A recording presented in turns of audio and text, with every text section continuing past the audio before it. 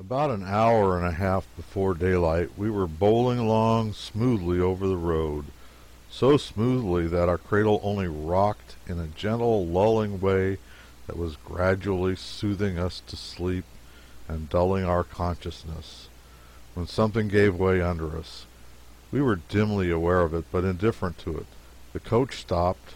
We heard the driver and conductor talking together outside, and rummaging for a lantern and swearing because they could not find it, but we had no interest in whatever had happened, and it only added to our comfort to think of those people out there at work in the murky night, and we snug in our nest with the curtains drawn. But presently, by the sounds, there seemed to be an examination going on, and then the driver's voice said, "By George, the Thoroughbrace is broke." This startled me broad awake, as an undefined sense of calamity is always apt to do. I said to myself, now a thoroughbrace is probably part of a horse, and doubtless a vital part too, from the dismay in the driver's voice. Leg, maybe. And yet how could he break his leg waltzing along such a road as this? Now it can't be his leg. That is impossible, unless he was reaching for the driver. Now what can be the thoroughbrace of a horse, I wonder? Well, whatever comes, I shall not air my ignorance in this crowd, anyway. Just then the conductor's face appeared at a lifted curtain, and his lantern glared in on us and our wall of mail matter. He said, "Gents, you'll have to turn out for a spell. Thoroughbrace is broke." We climbed out into the chill drizzle and felt ever so homeless and dreary, when I found that the thing they called a thoroughbrace was the massive combination of belts and springs which the coach rocks itself in.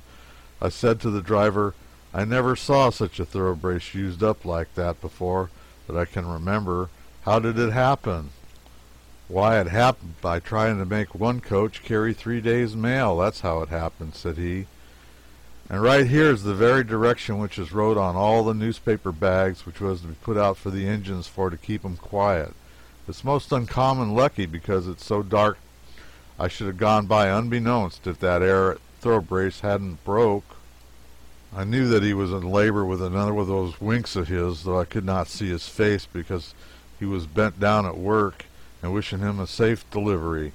I turned and helped the rest get out the mail sacks. They made a great pyramid by the roadside when it was all out.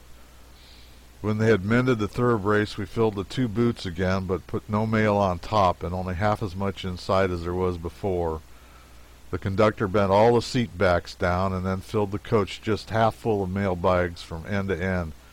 We objected loudly to this, for it left us no seats, but the conductor was wiser than we, and said a bed was better than seats, and moreover this plan would protect his thoroughbraces. We never wanted any seats after that. The lazy bed was infinitely preferable. I had many an exciting day subsequently, lying on it, reading the statutes and the dictionary, and wondering how the characters would turn out. The conductor said he would send back a guard from the next station to take charge of the abandoned mail bags, and we drove on. It was now just dawn, and as we stretched our cramped legs full length on the mail sacks, and gazed out through the windows across the wide waste of greensward clad in cool, powdery mist to where there was an expectant look in the eastern horizon, our perfect enjoyment took the form of tranquil and contented ecstasy. The stage whirled along at a spanking gait, the breeze flapping the curtains and suspended coats in a most exhilarating way. The cradle swayed and swung luxuriously, the patter of the horse's hoofs, the cracking of the driver's whip, and his high ganglang were music. The spinning ground and the waltzing trees appeared to give us a mute hurrah as we went by, and then slack up and look after us with interest, or envy, or something. And as we lay and smoked the pipe of peace and compared all this luxury with the years of tiresome city life that had gone before it, we felt that there was only one complete and satisfying happiness in the world, and we had found it. After breakfast, at some station whose name I have forgotten, we 3 climbed up on the seat behind the driver and let the conductor have our bed for a nap. And by, when the sun made me drowsy, I lay down on my face on top of the coach, grasping the slender iron railing, and slept for an hour or more. That will give one an appreciable idea of these matchless roads. Instinct will make a sleeping man grip a fast hold of the railing when the stage jolts, but when it only swings and sways, no grip is necessary. Overland drivers and conductors used to sit in their places and sleep 30-40 minutes at a time on good roads, while spinning along at the rate of 8 to 10 miles an hour. I saw them do it often. There was no danger about it. The sleeping man will seize the irons in time when the coach jolts. These men were worked hard, and it was not possible for them to stay awake all the time. By and by we passed through Marysville and over the Big Blue and Little Sandy, thence about a mile and entered Nebraska. About a mile further on we came to the Big Sandy, 180 miles from St. Joseph. As the sun was going down, we saw the first specimen of an animal known familiarly over 2,000 miles of mountain and desert from Kansas clear to the Pacific as the Jackass rabbit. He is well named.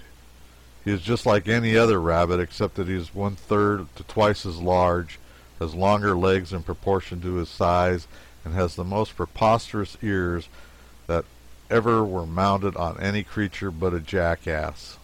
When he is sitting quiet, thinking about his sins, or is absent-minded or unapprehensive of danger, his majestic ears project above him conspicuously. But the breaking of a twig will scare him nearly to death, and then he tilts his ears back gently and starts for home. All you can see then for the next minute is his long gray form stretched out straight and streaking it through the low sagebrush, head erect, eyes right, and ears just canted a little to the rear, but the showing you where the animal is all the time, the same as if he carried a jib. Now and then he makes a marvelous spring with his long legs, high over the stunted sagebrush, and scores a leap that would make a horse envious. Presently he comes down to a long, graceful lope, and shortly he mysteriously disappears. He is crouched behind a sagebrush, and he will sit there and listen and tremble until you get within 6 feet of him, when he will get under way again. But one must shoot at this creature once if he wishes to see him throw his heart into his heels, and do the best he knows how. He is frightened clear through now, and he lays his long ears back on his back, straightens himself out like a yardstick every spring he makes, and scatters miles behind him with an easy indifference that is enchanting. Our party made this specimen hump himself, as the conductor said. The secretary started him with a shot from the Colt. I commenced spitting at him with my weapon, and all at the same instant the old Allen's whole broadside let go with a rattling crash, and it's not putting it too strong to say that the rabbit was frantic. He dropped his ears, set up his tail, and left for San Francisco at a speed that can only be described as a flash and a vanish. Long after he was out of sight, we could hear him whiz. I do not remember where we first came across sagebrush, but as I've been speaking of it, I may as well describe it.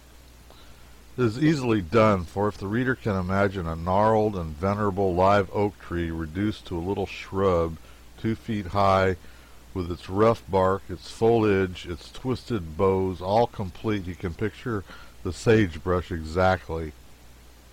Often on lazy afternoons in the mountains, I have lain on the ground with my face under a sagebrush and entertained myself with fancying that the gnats among its foliage were Lilliputian birds, and that the ants marching and counter-marching about its base were Lilliputian flocks and herds, and myself some vast loafer from Brobdingnag, waiting to catch a little citizen and eat him.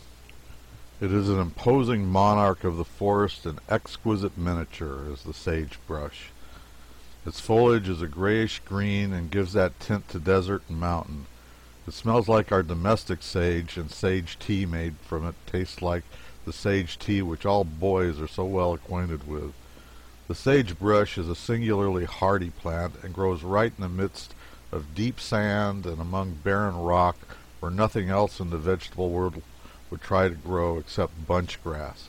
Bunchgrass grows on the bleak mountainsides of Nevada and neighboring territories, and offers excellent feed for stock even in the dead of winter, wherever the snow is blown aside and exposes it.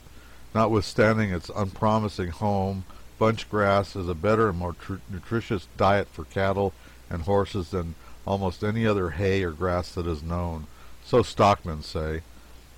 The sage bushes grow from 3 to 6 or 7 feet apart, all over the mountains and desert of the far west, clear to the borders of California.